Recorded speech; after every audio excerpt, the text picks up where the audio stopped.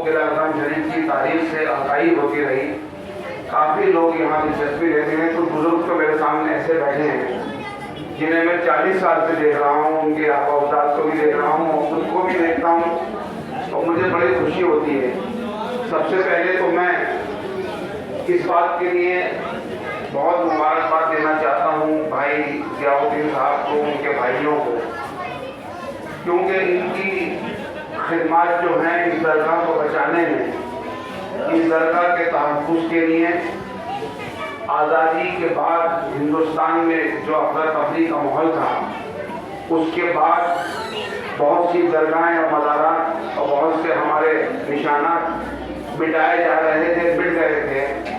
اس زمانے میں ان کے دادا پیر جی مراج الدین کے والد اور ان کا پورا خاندان ان نامساعد حالات کے اندر بھی درگاہ کرم شریف میں موجود رہا, اور انہوں نے اس مقدس یادگار کو, یہاں کی مساجد کو, یہاں کی درگاہ کو اپنے کہا کہ جب تک ہم زندہ ہیں ہم اس کا تحفظ کرتے رہیں گے.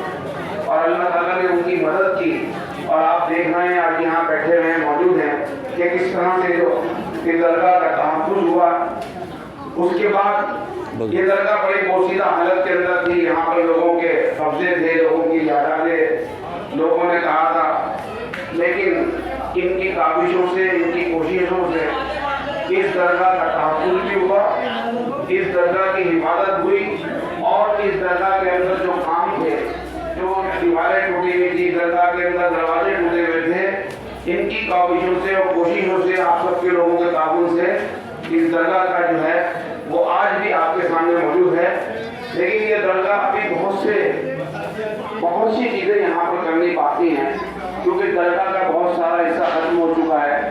درگاہ کے تحفظ کے لیے, درگاہ کی حفاظت کے لیے میں آپ کو بتاتا چلوں کہ آج یہ مبارک دن ہے اور آپ اس مبارک محفل میں ہیں. آپ کو اس کی تھوڑی تاریخ بتاؤں. پچھلے سال بھی میں نے بیان کی تھی کہ فیروز شاہ تغلق کے عہد میں ایک بزرگ جن کا نام جہانیان جہاں کشنما تھا, وہ ہندوستان میں 2 نوادرات اپنے سامنے لائے تھے. ایک تھا, حضور سے سب جانتے ہیں کہ آپ سے ایک معاوضہ ہوا تھا کہ پتھر پہ آپ کے قدم مبارک کے نشان آ گئے تھے. وہ نوادرات ایک منہ مبارک تھا حضرت صلی اللہ علیہ وسلم کا بھائی. تو یہ دونوں نوادرات ہندوستان کے اندر حضرت جہاں مخدوم نما جو بزرگ تھے وہ اپنے ساتھ لائے. تو باپ بیٹوں میں ان کے بیٹے تھے فتح خان, وہ چاہتے تھے کہ یہ پتھر جو ہے میری قبر پہ نصب ہو, اور فیروز شاہ چاہتے تھے کہ میری قبر پہ نصب ہو. دونوں میں بڑا تضاد تھا, بڑا تکرار تھی. آخر یہ کیا ہوا کہ جس کا انتقال پہلے ہوگا یہ پتھر اس کی قبر پہ نصب ہوگا. چنانچہ فتح خان کا انتقال پہلے ہو گیا اور وہ پتھر ان کی قبر پہ نصب ہے, جو آج بھی جس کا تحفظ پیر جی مراج الدین کا خاندان اور ہمارے اہل علاقہ اور دلی کے مسلمان سب مل کر اس کی حفاظت کرتے ہیں. لوگوں کو معلوم ہی نہیں آزادی کے بعد کہ ہم اپنی تاریخ کو بھول گئے. یہاں پہلی ربیع الاول سے 12 ربیع الاول تک میلہ لگتا تھا.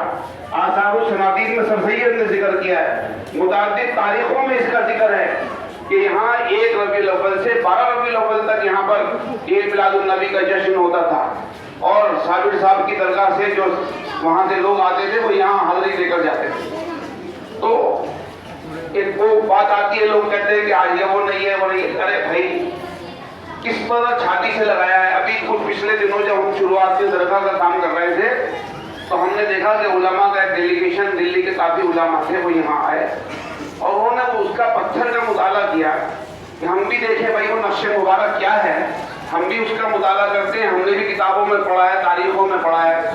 تو جن لوگوں نے وہ دیکھا تھا, جب اس کی زیارت کی تو انہوں نے کہا کہ جو ہم نے کتابوں میں پڑھا ہے ہم نے وہی اس پتھر کو پایا ہے, یہ وہی نقش مبارک ہے جو حضور صلی اللہ علیہ وسلم سے پہنچا. تو یہ ایک نسبت میرے آقا سرور عالم صلی اللہ علیہ وسلم سے, اس قدم مبارک کی برکت سے درگاہ کے اندر آج بھی یہ درگاہ محفوظ ہے اور محفوظ ہے, اور انشاءاللہ آئندہ بھی محفوظ رہے گی. کسی نے کہا تھا کہ مجھے نسبت علی سے ہے, تعلق ہر ولی سے ہے, خلاف عدل کوئی چیز بھی دیکھی نہیں جاتی. اور آج کیونکہ ہمارا تعلق نبیوں سے، ولیوں سے، ہمارا تعلق صوفیہ کرام سے ہے۔ آج ہندوستان کے اندر اسلام پھیلا ہے، اسلام کی خدمت کی ہے، ہندوستان میں محبت اور اخوت کا پیغام دیا ہے، ہندوستان میں بھائی چارے کا پیغام دیا ہے، ہندوستان کی یکجہتی اور امن کے لیے کام کیا ہے، ہندوستان کے اندر بھائی چارہ رہے، بھائی بھائی رہے، یہ کام صوفیہ کرام نے کیا ہے۔ ہر ایک کو اپنی آزادی ہے، ہندوستان کے اندر مختلف مذہبوں اور دھرموں کے لوگ رہتے ہیں، ہر ایک کو اپنی آزادی ہے اس ہندوستان کے اندر اپنی مذہبی روایات پر عمل کرے۔ ہمارے بزرگوں نے، ہمارے لوگوں نے اس کا تحفظ کیا ہے۔ میرے بھائیوں، بزرگوں، دوستوں، آپ وہاں تشریف لائے، آج مجھے بڑی خوشی ہو رہی ہے کہ میرے بہت سارے نوجوان ساتھی میں ایک زمانے میں دیکھتا تھا 8-10 لوگ بیٹھے ہوتے تھے، آج کافی تعداد میں ہیں۔ اس لیے مجھے بھی اپنے دل کی بات کہنے کا بڑا مزہ آ رہا ہے کہ یہ درگاہ، اس درگاہ کا تحفظ کیجیے، اس درگاہ کے لیے تعاون کیجیے۔ اس درگاہ کے اندر دیکھیے ماشاءاللہ نماز بھی ہوتی ہے، اب مسجد برابر میں اتنے نمازی ہے کہ یہاں تک نماز ہوتی ہے۔